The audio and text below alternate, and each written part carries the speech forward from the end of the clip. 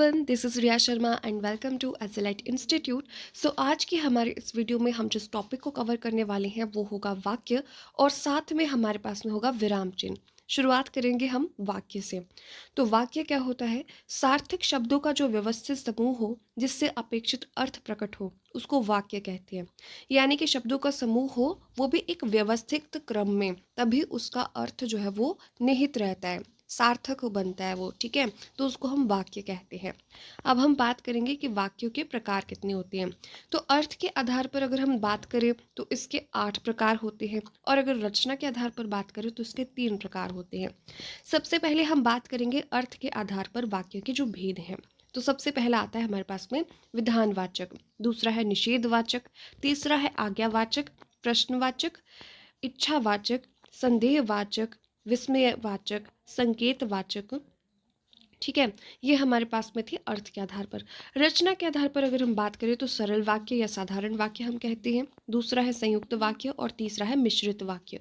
ठीक है, तो सबसे पहले हम बात करेंगे हमारे पास में जो अर्थ के आधार पर वाक्य वेद है, वाक्य भेद हैं 8 प्रकार के। तो सबसे पहले बात करेंगे विधानवाचक वाक्य कौन से होते हैं। तो जिन वाक्यों से क्रिया के करने या होने की सूचना मिले उन्हें विधानवाचक वाक्य कहते हैं। जैसे कि मैंने दूध पिया, वर्षा हो रही है, राम पढ़ रहा है, मैं चल रहा हूँ। यानी कि जिससे क्रिया के करने या होने की सूचना मिलेगी, विधान होगा, उसको हम बोलेंगे विधानवाचक वाक्य। दूसरा होगा निषेधवाचक। ठीक है, जिन वाक्यों से कार्य ना होने का भाव प्रकट हो उनको बोलते हैं निषेधवाचक। जैसे कि मैंने दूध नहीं पिया, मैंने खाना नहीं खाया, तुम मत लिखो, मैं नहीं चल रहा हूँ। तो ये सारे हमारे पास में निषेधवाचक की श्रेणी में आते हैं। निषेध का मतलब ही होता है क्या? नेगेटिविटी। ठीक है, या मना करना। ओके, नेक्स्ट है हमारे पास में आज्ञावाचक वाक्य। तो जिन वाक्यों से आज्ञा का, प्रार्थना का, उपदेश आदि का ज्ञान होता है उसको हम आज्ञावाचक वाक्य बोलते हैं। जैसे कि बाजार जाकर फल ले आओ। ठीक है, ये माता जी के द्वारा आज्ञा हो सकती है, पिताजी के द्वारा आज्ञा हो सकती है। मोहन तुम बैठकर पढ़ो, ये भी कोई किसी को आज्ञा दे रहा है। ठीक है, मोहन को आज्ञा दी जा रही है। बड़ों का सम्मान करो, ये एक उपदेश है। ठीक है, इस तरीके से जिनसे हमें आज्ञा, प्रार्थना या उपदेश आदि का ज्ञान होगा, जिन वाक्यों से, उनको हम आज्ञावाचक वाक्य की श्रेणी में रखते हैं। प्रश्नवाचक का आपको सीधा सा पता है कि जहाँ पर प्रश्न पूछने का भान हो उन्हें प्रश्नवाचक वाक्य बोलते हैं। जैसे कि सीता तुम कहाँ से आ रही हो, तुम्हारा नाम क्या है, तुम क्या पढ़ रहे हो, रमेश कहाँ जाएगा, तुम कहाँ गए थे। इस प्रकार के जो वाक्य होते हैं जिनके एंड में इंटेरोगेटिव साइन होता है, यानी कि प्रश्नवाचक चिन्ह होता है, और प्रश्न में जो वाक्य होता है उसमें एक प्रश्न पूछने का जो है वो भाव प्रकट हो रहा होता है, उसको हम प्रश्नवाचक वाक्य बोलते हैं। नेक्स्ट है हमारे पास में इच्छावाचक वाक्य। जिन वाक्यों से इच्छा, आशीष और शुभ कामना आदि का ज्ञान होता है, ठीक है, उनको बोलते हैं इच्छावाचक वाक्य। जैसे कि किसी के बर्थडे पर या किसी ओकेजन पर हम किसी को विशेस देते हैं, ग्रीटिंग करते हैं, तो वो सारे के सारे इच्छावाचक वाक्य होते हैं। या बड़े हमें आशीर्वाद दें, जैसे कि तुम्हारा कल्याण हो, आज तो मैं केवल फल खाऊंगा। ठीक है, ये इच्छा है। भगवान तुम्हें लंबी उम्र दे, ये आशीर्वाद है। ओके, नेक्स्ट है हमारे पास में संदेहवाचक वाक्य। जिन वाक्यों से संदेह या संभावना व्यक्त होती है उनको संदेहवाचक वाक्य बोलते हैं। जैसे कि शायद शाम को वर्षा हो जाए, वह आ रहा होगा, पर हमें क्या मालूम, हो सकता है राजेश आ जाए। तो इनसे ना हमें सेंटेंस से पता चल रहा है कि उनको जो है वो सर्टेनिटी नहीं है, यानी कि निश्चितता नहीं है कि चीज़ें जो है वो पक्की हैं या नहीं। वो सिर्फ संभावना व्यक्त कर रहे हैं कि हो सकता है कि ऐसा हो, या उनको संदेह है कि पक्का पता नहीं है कि चीज़ें वैसी होंगी या नहीं होंगी, तो उनको हम संदेहवाचक वाक्य की श्रेणी में रखते हैं। विस्मयादि वाचक जो वाक्य होते हैं, तो जिन वाक्यों से आश्चर्य, घृणा, क्रोध, शोक आदि के भावों की अभिव्यक्ति होती है उनको विस्मयादि वाचक वाक्य बोलते हैं। और इसकी एक जो हमारे पास में इसका एक चिन्ह होता है, यानी कि विस्मयादि बोधक चिन्ह, जो कि आपने वह के आगे आप देख रहे हैं, ये इसकी पहचान है कि इसके आगे ये लगा होगा। प्रश्नवाचक की पहचान है कि उसके आगे जो है वो प्रश्नवाचक चिन्ह लगा होगा। तो इनको हम डायरेक्टली इन चिन्हों से पहचान लेते हैं। और कई बार क्या होता है कि जो हमें क्वेश्चंस पूछे गए होते हैं उसमें ये चिन्ह मिसिंग होते हैं और हमें आइडेंटिफाई करना होता है कि कौन सा चिन्ह कहाँ पर लगेगा और उसके बेसिस पर जो है वो करेक्ट वाक्य या इनकरेक्ट वाक्य को छांटना होता है। ठीक है, तो विस्मयादि बोधक में आश्चर्य, घृणा, क्रोध, शोक आदि से रिलेटेड जो शब्द होंगे उसके आगे जो है वो विस्मयादि बोधक चिन्ह लगा होता है। ठीक है, एग्जाम्पल के लिए जैसे वाह कितना सुंदर दृश्य है, हाय उसके माता पिता दोनों ही चल बसे, शाबाश तुमने बहुत अच्छा काम किया। ठीक है, तो इस तरीके से हमें अलग अलग भाव जो है वो इनसे मिल रहे हैं, लेकिन उसमें विस्मयादि बोधक चिन्ह जो है वो विस्मयादि बोधक जो हमारे पास में शब्द है उसके आगे लगा है। ठीक है, नेक्स्ट संकेतवाचक। ओके, तो जिन वाक्यों में एक क्रिया का होना और दूसरी क्रिया के ऊपर निर्भर करता है उन्हें संकेतवाचक वाक्य बोलते हैं। जैसे यदि परिश्रम करोगे तो अवश्य सफल होंगे, यानी कि सफलता किसके ऊपर डिपेंडेंट है, परिश्रम के ऊपर डिपेंडेंट है। पिताजी अभी आते तो अच्छा होता, ठीक है, अच्छा होता, लेकिन उसके पीछे कंडीशन क्या है कि पिताजी आ जाते अगर तो। ठीक है, अगर वर्षा होगी तो फसल भी होगी, अगर फसल मतलब फसल तो होगी लेकिन वो किसके ऊपर डिपेंडेंट है, वर्षा के ऊपर। तो इस तरीके से जो सेंटेंसेस हमें ऐसा बताते हैं कि एक क्रिया दूसरे के ऊपर निर्भर होगी उनको संकेतवाचक वाक्य कहते हैं। अब चलेंगे हम रचना के आधार आधार पर वाक्यों के भेदों के ऊपर। सबसे पहले आप बात करेंगे सरल वाक्य, साधारण वाक्य की, देन करेंगे संयुक्त वाक्य की और लास्ट में चलेंगे मिश्रित वाक्य पर। बात करें सरल वाक्य की, तो जिन वाक्यों में केवल एक ही उद्देश्य और एक ही विधेय होता है उन्हें सरल वाक्य या साधारण वाक्य कहते हैं। ठीक है, इन वाक्यों में एक ही क्रिया होती है, जैसे कि मुकेश पढ़ता है, शिल्पी पत्र लिखती है, राकेश ने भोजन किया। तो इसमें दो टर्म्स आई, उद्देश्य और विधेय। उद्देश्य क्या होता है कि जिसके बारे में कुछ बताया जाता है, यानी कि जो कर्ता होगा ना, ठीक है, सब्जेक्ट होगा जो, उसको उद्देश्य बोलते हैं। और विधेय क्या होता है कि जिसमें जो हमारे पास में कर्ता है उसके बारे में बताया जाता है। ठीक है, जैसे कि मुकेश पढ़ता है, इसमें मुकेश जो है वो उद्देश्य है, ठीक है, जिसके बारे में बताया जा रहा है। और विधेय क्या है, पढ़ता है। ठीक है, पढ़ता है क्या है, उसके बारे में बताया जा रहा है कि मुकेश क्या करता है। ठीक है, शिल्पी पत्र लिखती है में शिल्पी जो है वो हमारे पास में उद्देश्य है, पत्र लिखती है विधेय है। नेक्स्ट है हमारे पास में, और इसमें एक ही क्रिया होगी एक टाइम पे। ठीक है, नेक्स्ट है हमारे पास में संयुक्त वाक्य। जिन वाक्यों में दो या दो से अधिक सरल वाक्य समुच्चय बोधक अव्ययों और तथा एवं पर परंतु आदि से जुड़े हों उन्हें संयुक्त वाक्य कहते हैं। यानी कि इसकी सीधी सादी बात है कि संयुक्त वाक्य की सबसे पहली जो आइडेंटिफिकेशन होगी वो कैसे होगी कि उसमें एवं, पर, तथा, परंतु ऐसे करके जो है वो दो सरल वाक्य जुड़े होंगे। एग्जाम्पल्स देखिए, जैसे वह सुबह गया और शाम को लौट आया। अब इसमें दो सेंटेंसेस है कि वो सुबह गया और दूसरा सेंटेंस है कि शाम को लौट आया, लेकिन वो किसके माध्यम से जुड़े हैं, और के माध्यम से। प्रिय बोलो पर असत्य नहीं। ठीक है, प्रिय बोलो और असत्य नहीं जो है वो किससे जुड़ा है, पर से जुड़ा है। ठीक है, उसके अलावा नेक्स्ट है हमारे पास में, उसने परिश्रम तो बहुत किया किंतु सफलता नहीं मिली। इसमें दो सेंटेंसेस हैं, उसने परिश्रम बहुत किया, दूसरा है सफलता नहीं मिली। ये दोनों किससे जुड़े हैं, किंतु से जुड़े हैं। तो इस प्रकार से किंतु, परंतु, पर, और, व, तथा ऐसे करके जब दो सेंटेंसेस जुड़े होंगे तो सीधा साधा मतलब है कि वो संयुक्त वाक्य है हमारे पास में। ठीक है, कौन सा वाक्य है, संयुक्त वाक्य। और इसमें दो क्रियाएं होंगी, दो वाक्य होंगे सरल, और वो किसी वर्ड से कनेक्टेड होंगे।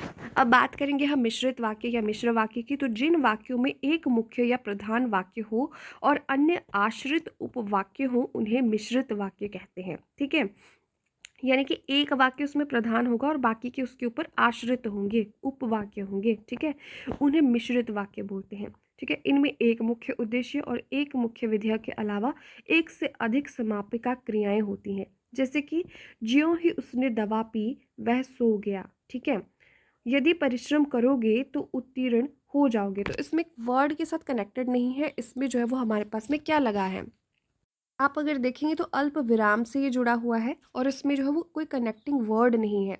नेक्स्ट है मैं जानता हूँ कि तुम्हारे अक्षर अच्छे नहीं बनते।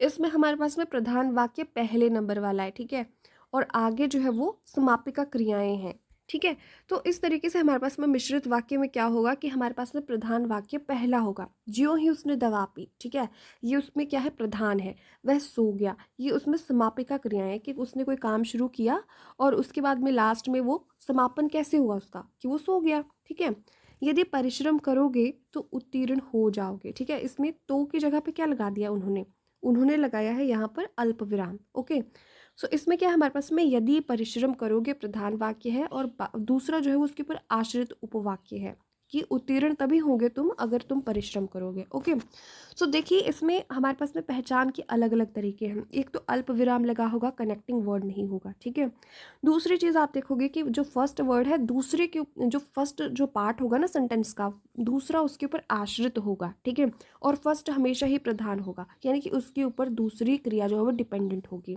और तीसरी चीज़ कि उन सेंटेंसेस में समापिका क्रियाएं होंगी। तो इस तरह से आप पहचान सकते हैं कि कौन सा सेंटेंस जो है वो किस प्रकार का है। अब बात करेंगे हमारे पास में विराम चिन्हों की। ठीक है, विराम चिन्ह का मतलब होता है रुकना या ठहरना। तो जिस तरीके से आप देखते हैं कि हम कोई भी भाषा में अपने भावों को प्रकट करते हैं, तो विचारों के कुछ अंश को प्रकट करने के बाद हम थोड़ा सा रुकते हैं। ठीक है, थोड़ा सा रुकते हैं किस लिए, ताकि उन दोनों के बीच की गैप को समझा जा सके, एक वॉइस में मॉड्यूलेशन हो सके। ठीक है, तो उसके लिए हम क्या करते हैं, थोड़ा सा विराम लेते हैं ताकि उसके प्रति समझ अच्छी बन सके सामने वाले को। ठीक है, उसको बोलते हैं विराम। और उस विराम को प्रकट करने के लिए जब हम लेखन में प्रयोग करते हैं तो चिन्ह लगते हैं। ठीक है, उन चिन्हों के माध्यम से हम बताते हैं कि हम कितना गैप ले रहे हैं बोलने में। ओके, सो उनको बोलते हैं विराम चिन्ह, यानी कि ठहराव या रुकने का संकेत करते हैं विराम चिन्ह। अब सबसे पहले देखिए आप अल्प विराम। तो अल्प विराम इस तरीके से होता है, तो पढ़ते या लिखते समय जिस स्थान पर थोड़ी देर ठहरना हो वहाँ पर अल्प विराम लगता है। ठीक है, और आपने अभी अभी देखा कि मिश्रित वाक्यों में अल्प विराम का प्रयोग हुआ था।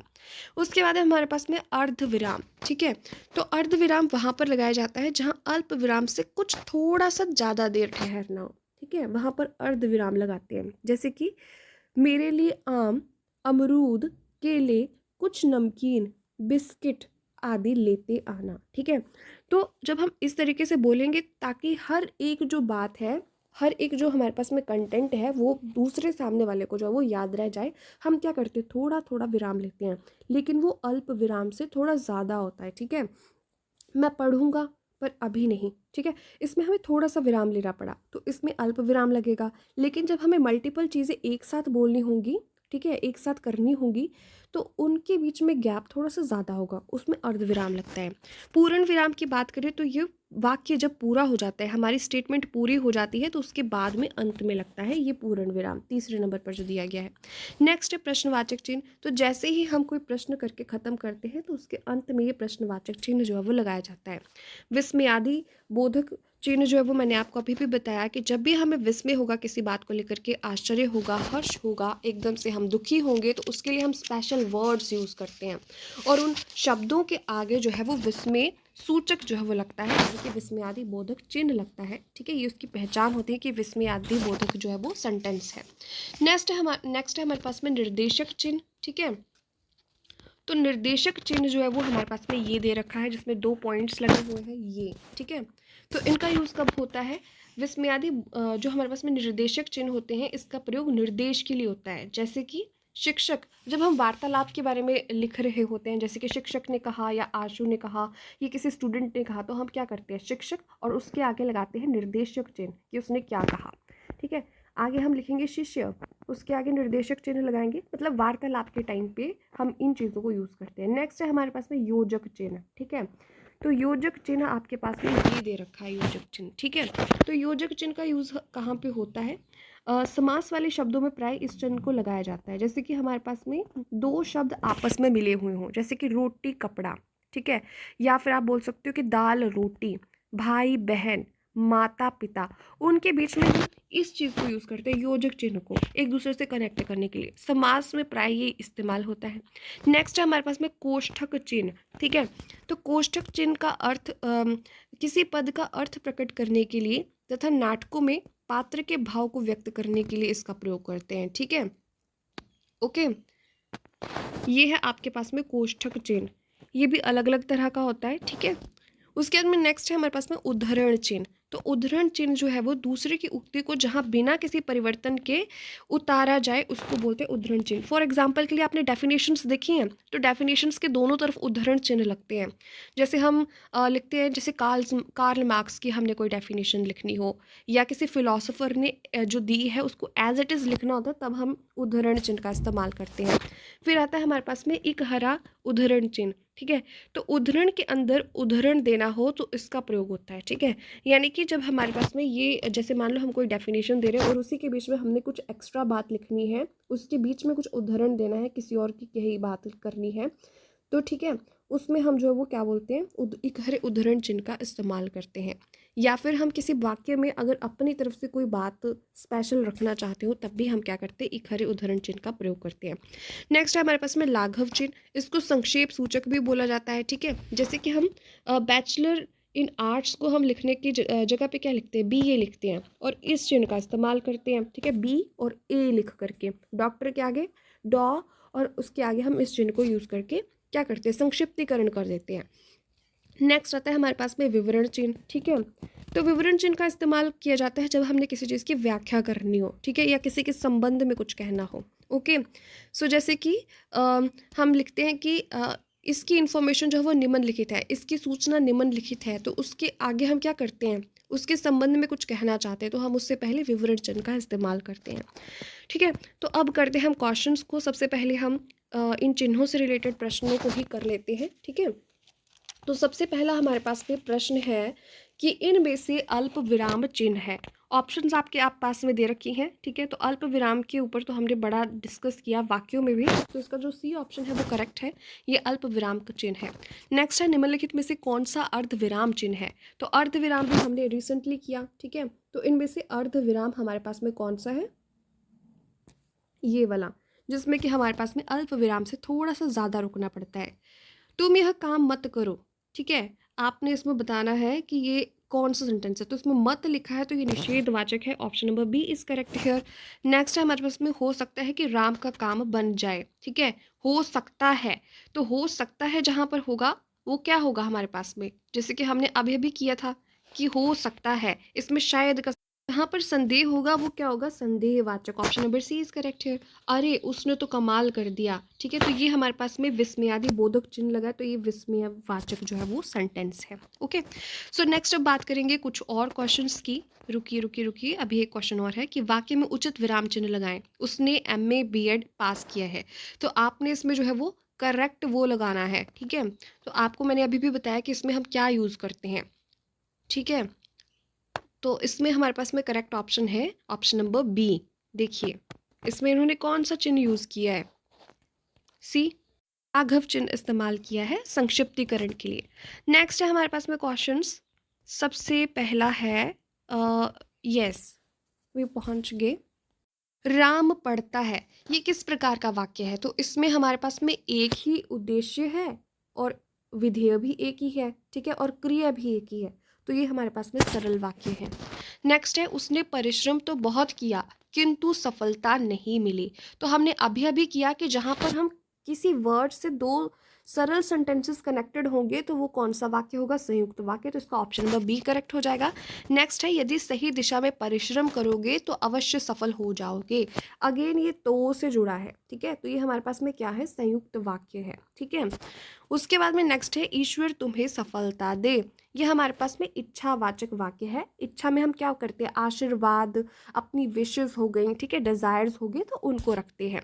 नेक्स्ट है संतोष से बढ़कर कुछ नहीं, ठीक है, संतोष से बढ़कर कुछ नहीं, तो ये हमारे पास में क्या है, ये हमारे पास में सरल वाक्य है। ओके, नेक्स्ट है हमारे पास में मजदूर मेहनत करता है किंतु उसके लाभ से वंचित रहता है, ठीक है, तो किंतु वर्ड से कनेक्टेड है, तो अगेन हमारे पास में क्या है, ये संयुक्त वाक्य, option number C is correct here.